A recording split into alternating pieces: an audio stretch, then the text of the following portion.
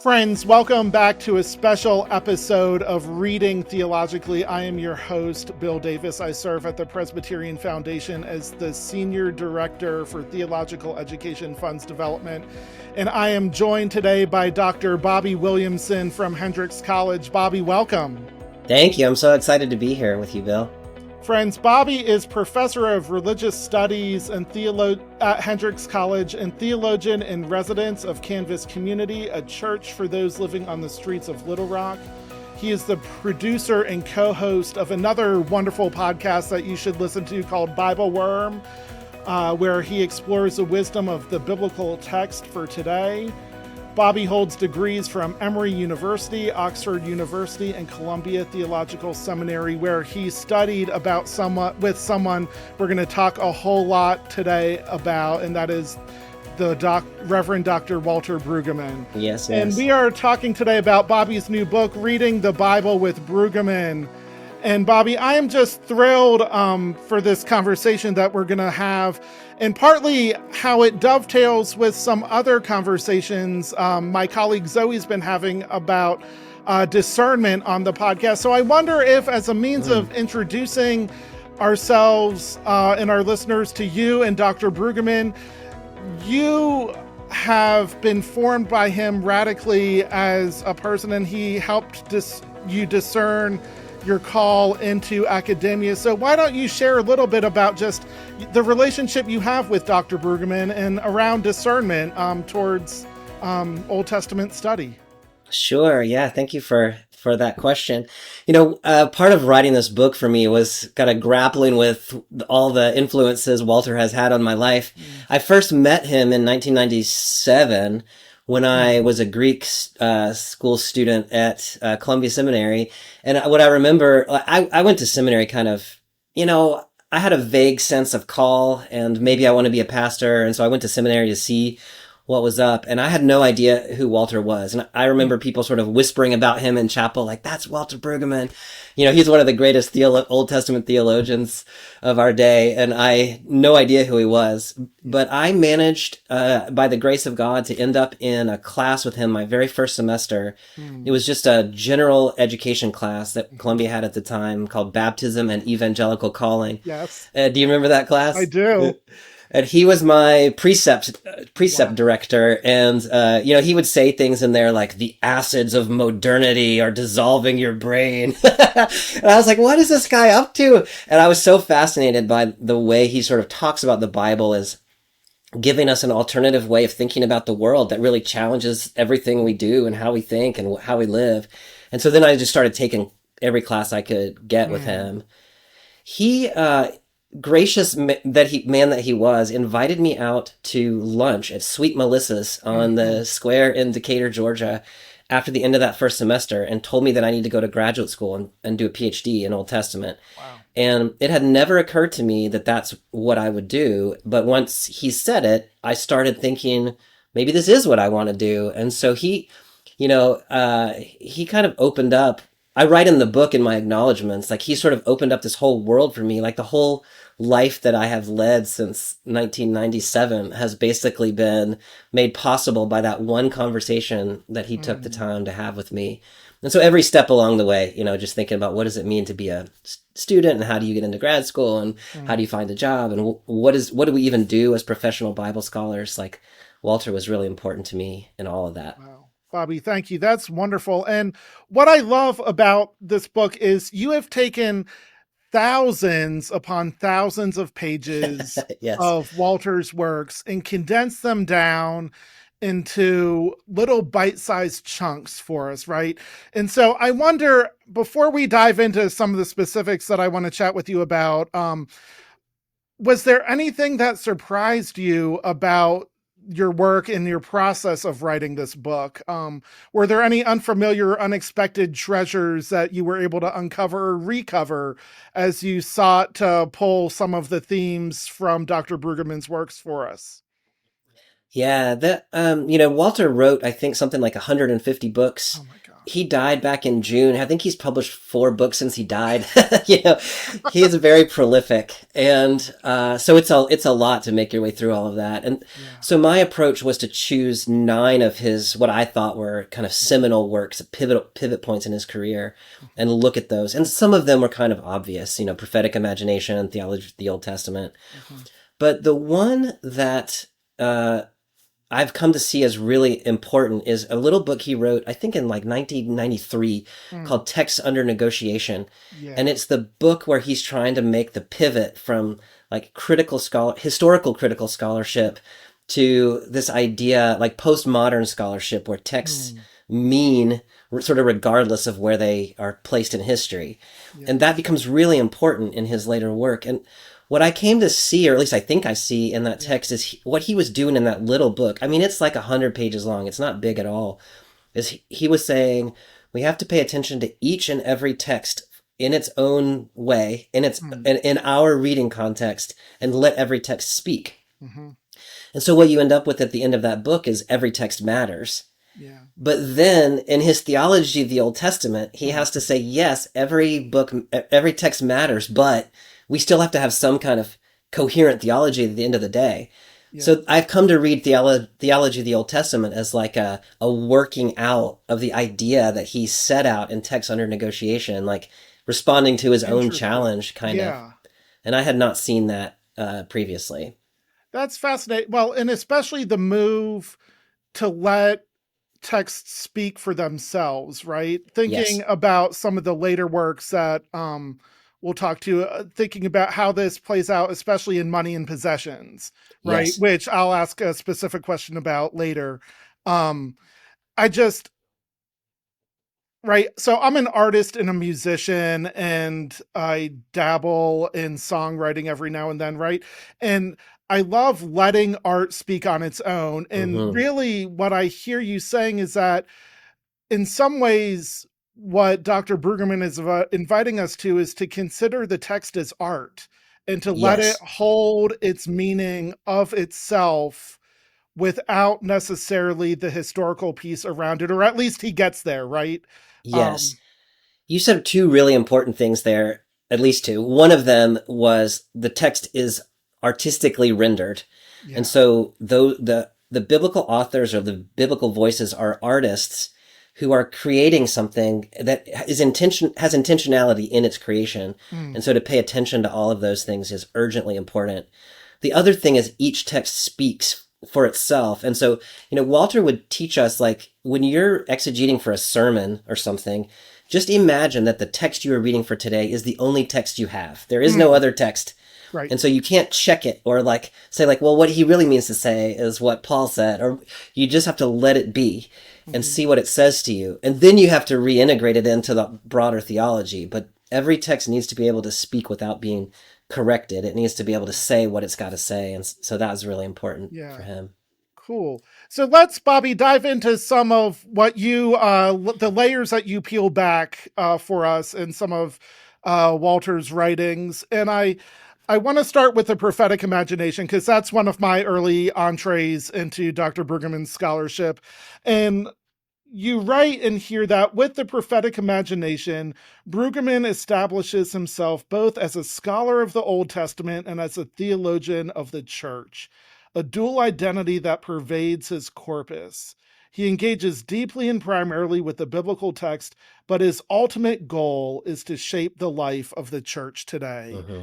Say a little bit more about this dual identity that Dr. Brueggemann has in his scholarship as being a scholar in the academy and a theologian in the church. Yeah. You know, it's not a given when you are an academic biblical scholar that you should have anything really to say to the church. Yeah. We are sort of trained in graduate school often to sort of talk amongst ourselves, which I mean, there's real value in that, sort of Mm. furthering our knowledge as scholars.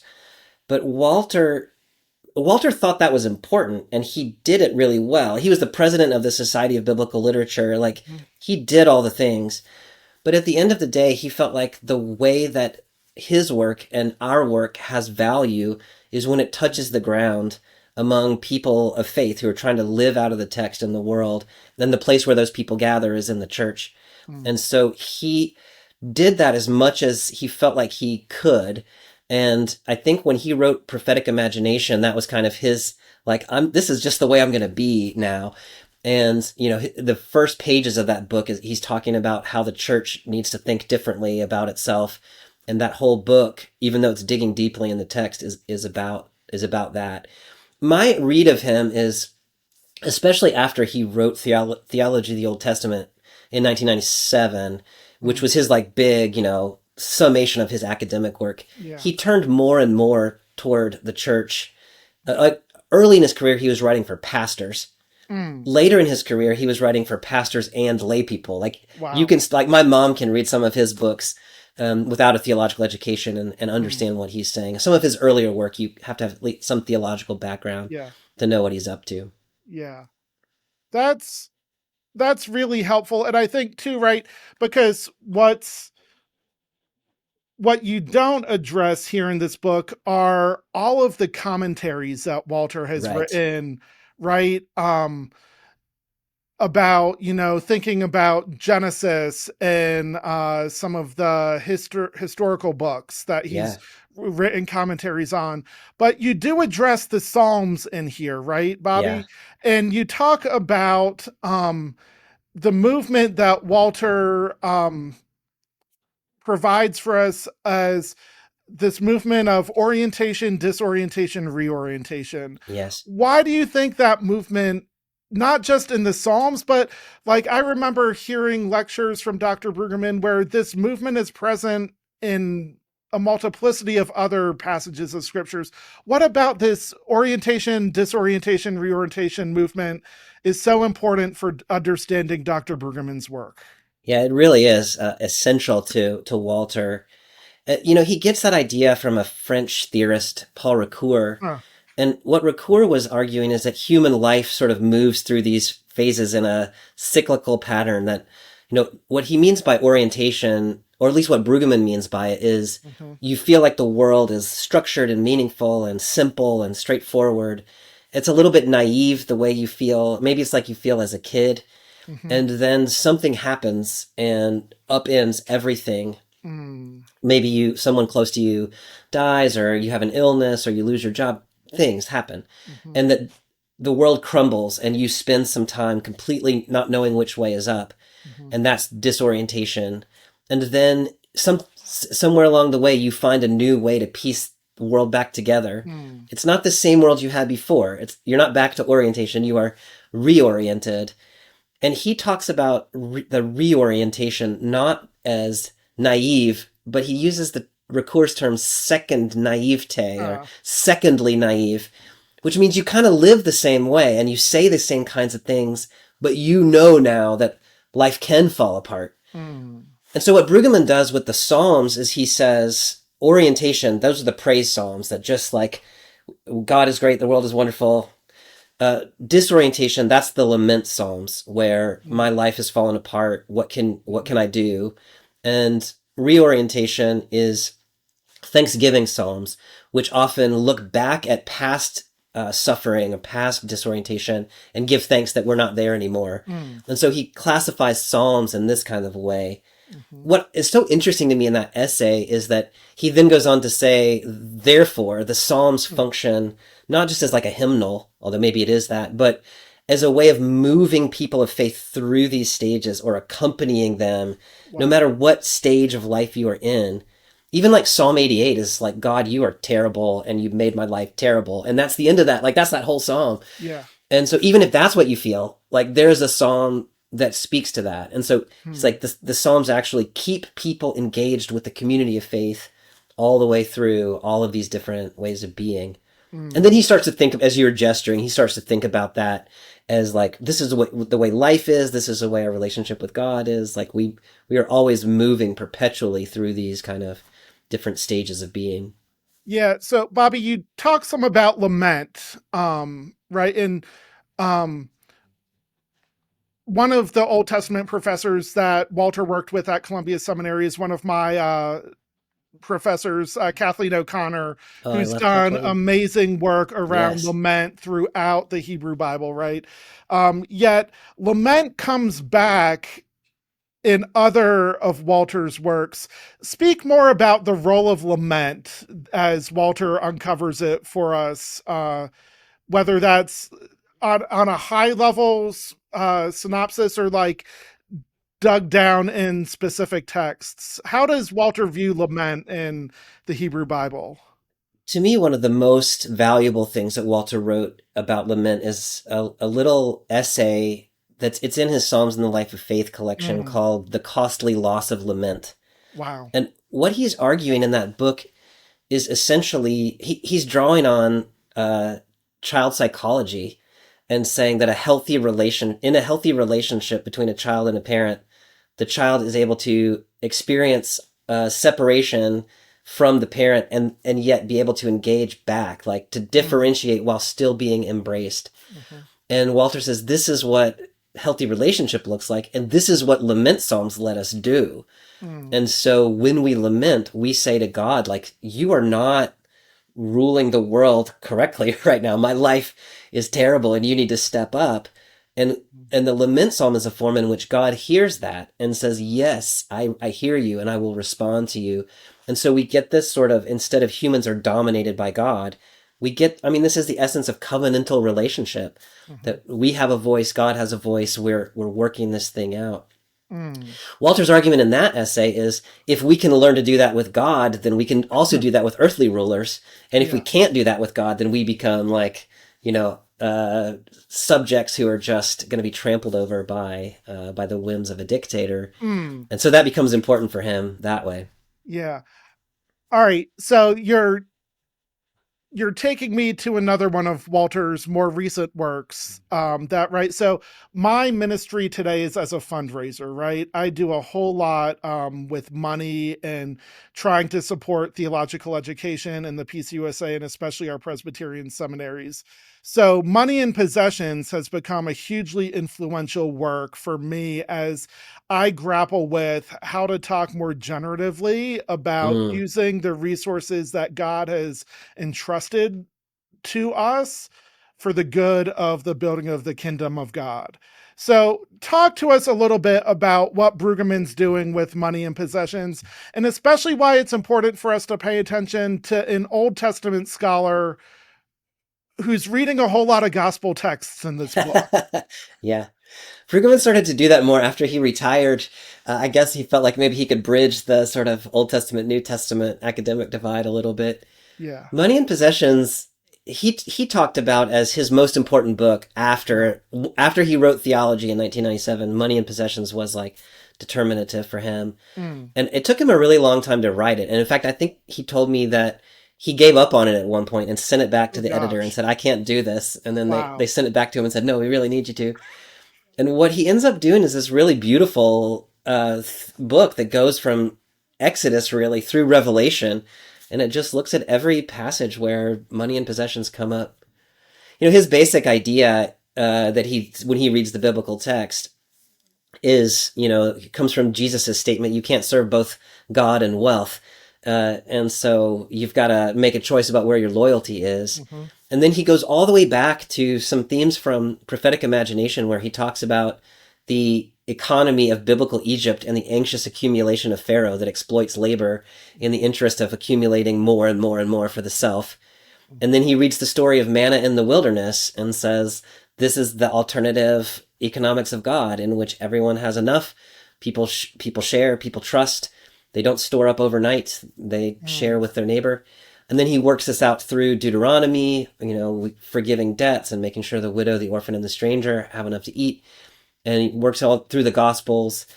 And, the idea is we are not individual consumers who are competing with other individual consumers to see who can get the most, which is Mm. sometimes what we're told we are, but Mm. we are neighbors living in neighborly community, Yeah. and loving and serving God means making sure our neighbor is taken care of. And so Mm. whatever resources we have are not ours. They are given to us by a God who is generous beyond measure. And so in gratitude for that, we should make sure that the neighbor is taken care of. And that's the basic idea all the way through. Right. So there's a paragraph in the the close of your discussion of this book that I want to read for our listeners, and that I'd love your thoughts and comments on, because it's really about money in the church's mission, right? Which Mm, is even beyond the church itself, but it's what the church should be doing. And I think you're already hinting about this. But so this is from the bottom of 179.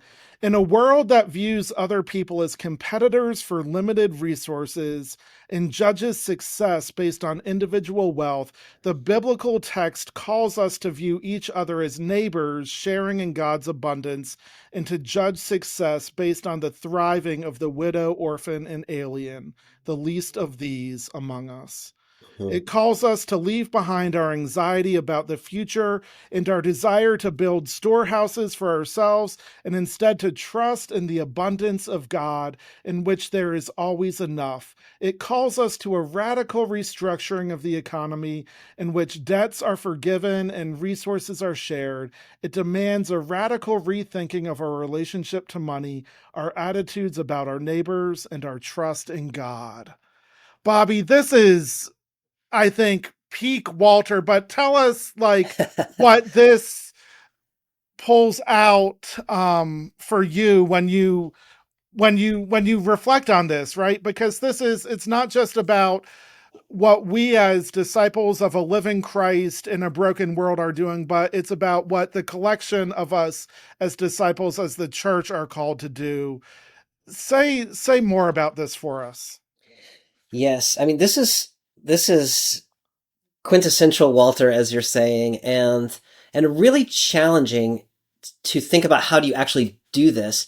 Mm-hmm. One of the keys there is about anxiety Mm, and trusting in God. And, like we are, I know I am often anxious about whether I have enough and whether I can retire and whether I'll have health care and all of these right. things. And so that makes me want to store up for myself. Yeah. And what Walter is trying to get us to think about is if we really trusted that God is God who provides Mm, enough, that when we share with our neighbors, that we will be shared with in return. And so there's mm, enough for us together.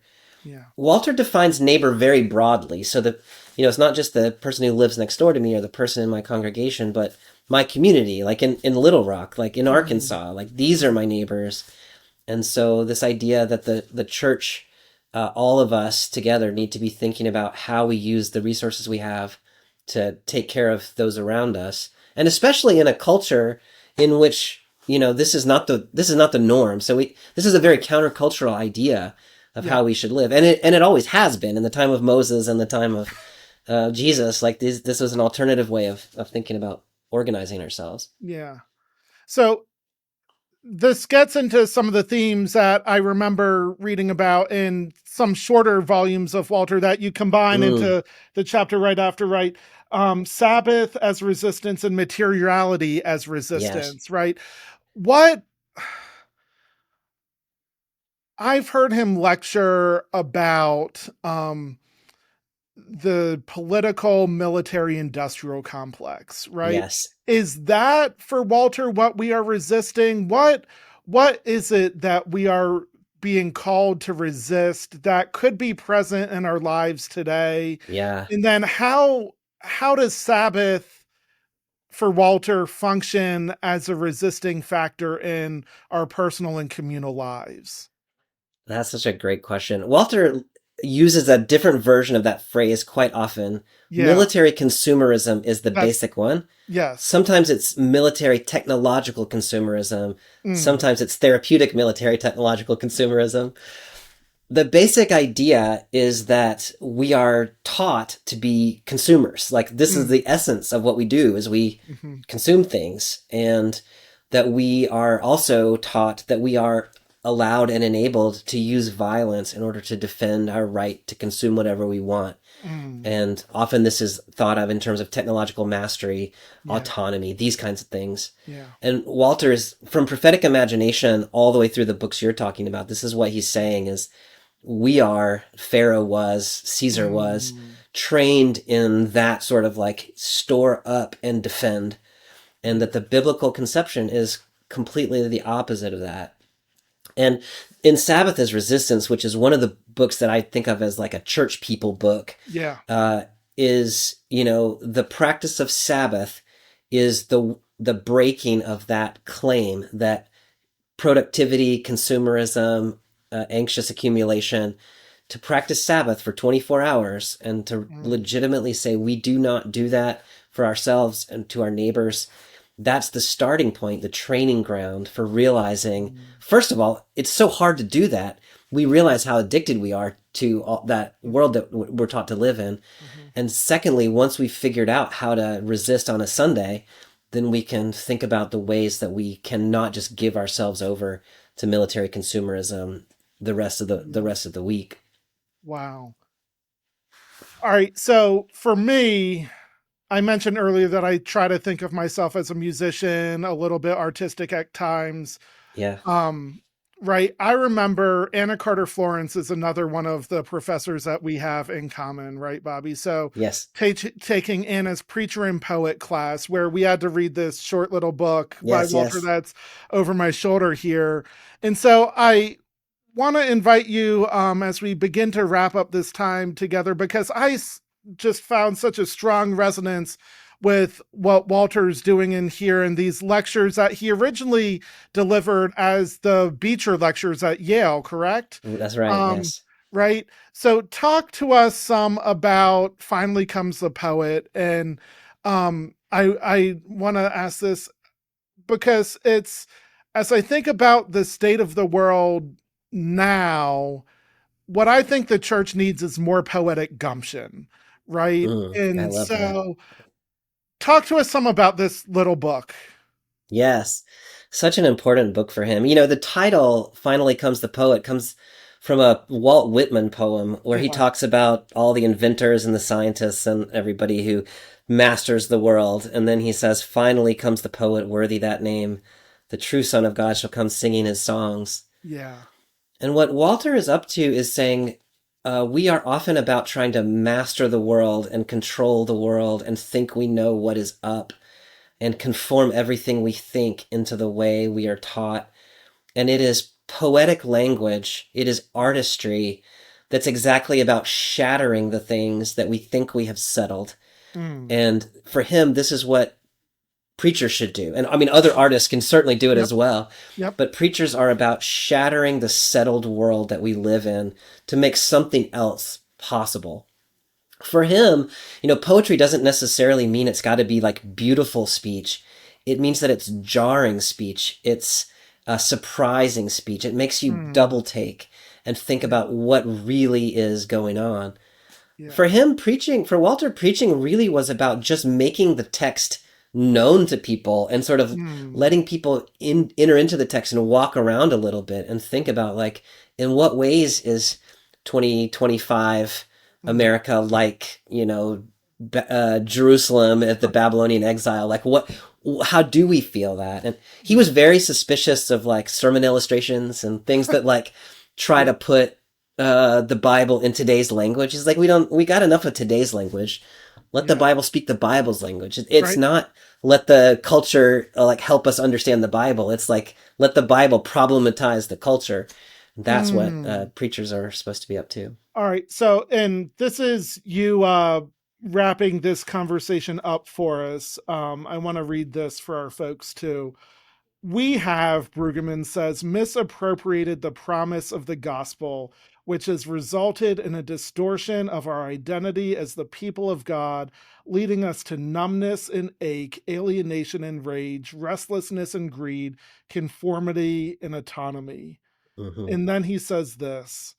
What the church needs, Brueggemann insists, are preachers who dare to speak the text in its fullness without reducing it to scolding or urging, to self help or witty anecdote, to policy plan or doctrinal lesson.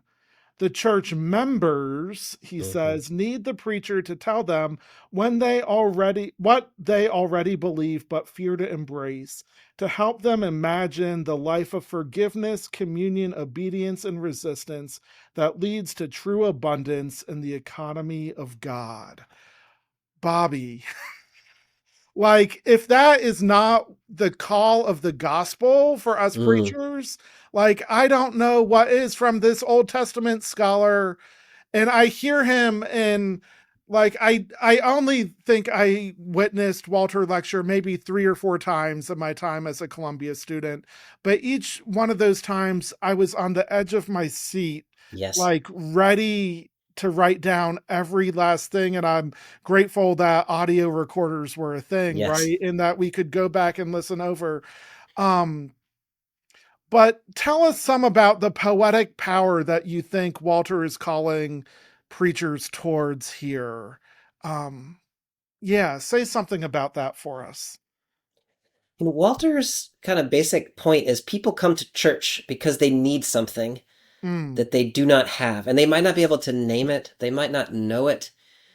They might not. They might even be a little resistant to it when you start to show it to them. But this idea that we are all kind of numbed and we feel like things are not right, but we can't figure out how to make them right. We worry about what we are doing in the world and how we are harming others. yeah, And so his sort of starting point is the preacher engaged in the biblical text can help people to unearth that stuff and yeah, to say, here's what God imagines for us. Here's the way that we've fallen short. And then not in an angry way, but in a like grieving kind of way, like, oh my goodness, can you believe the things we've done? But mm, then the good news is there is forgiveness and reparation, and we can move on to something else. yeah, And the preacher sort of speaks to God on behalf of the people and speaks to people on behalf of God, and it just ushers this other kind of way of being, something mm, you can't get from other places, into reality. yeah. All right. So one of my fond memories of Dr. Brueggemann, I mentioned I only saw him lecture 3 or 4 times, but he opened each lecture, Bobby, with these poetic, prophetic, prose squashing prayers, Yes, yes. right? That would invite us as students into the wild, wonderful world of the biblical text. You were a student of Dr. Brueggemann. So as we close this time together, I wonder if there's a special memory that you have of your time in the classroom with Dr. Brueggemann that you could share with us. Mm. Bill, those poems that are there, I mean, those prayers, one of them is Odd to Heaven, Rooted in Earth is a Yeah. little book of his. And Yep. uh, that's I did not talk about that in my book, but people Great. should certainly go and read that book. Yeah. You know, I was similar with Walter, like Yeah. on a daily basis, you kind of like breathlessly anticipating what he was going to say next. And, you know, Mm, the essence of it was you really believed when he said the world could be different than it is and the Bible is showing us how. You really believed it, yeah. and you wanted to figure out how to make that happen. Personally, one of the things that was so important to me wasn't him sort of performing in the classroom, Mm, but it was my first year of seminary again, yeah. and I was in a January term Psalms class with him. Mm, And I remember that he asked me if I would teach one of the Psalms for him one day. Like 30 minutes, like, here's a Psalm, go and walk the class through it. mm, And the way that I have come, like, the way I've come to think about that is he saw something in me that I couldn't see in myself, that I had this sort of teacher in me, yeah. and text scholar in me that I couldn't let out. But he Mhm, saw it. And the fact that he trusted me with his classroom just to say, mm, you know, I'll give it over to you for a little while. It was it was a simple gesture, mm, but it was profound in its importance. And as big a personality as Walter was, that's kind of the way he was. He would mm. drop notes in your box after you preached in Huh, chapel, and he yeah. was always, and everyone I know talks about how he did that for them, not Yeah. just me. And so that sort of attentiveness of him to the people around him and the ways he could inspire them Yeah. and move them forward. That's what I will always treasure about him. Mm. Bobby, what a wonderful memory, and what a gift you have given to not only the Academy, but to the church with your close reading of Dr. Brueggemann's scholarship. Reading the Bible with Brueggemann is out soon. In fact, I think it drops not on today when we're recording, but today when we're going to drop this podcast episode. So, friends, run to your local booksellers and pick up this amazing work. Dr. Bobby Williamson, thank you for joining us on Reading Theologically, a spinoff of Leading Theologically. Thank you for a wonderful conversation, my friend. Thanks so much, Bill. You too. Friends, Reading Theologically is a ministry of the Presbyterian Foundation and the Theological Education Fund. To learn more about the work we do in supporting our Presbyterian seminaries and current and future leaders in the PCUSA, visit us online at presbyterianfoundation.org/TEF. Thanks for joining us.